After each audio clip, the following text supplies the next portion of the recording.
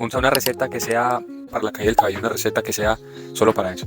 Para la caída del cabello está el romero, está la quina, está la ortiga, está el encenillo. Una receta bien buena para el cabello, el romero, la quina, la ortiga y la colecaballo. Las cuatro juntas. De las cuatro juntas. Y eso le hace que el cabello crezca. Eso le crece todo el cabello. Entonces hace un tónico Es un tónico con las cuatro hierbas que le dije. que se lo aplica en la raíz del cabello y ya. Eso ya se masajito cuando se eche la agüita.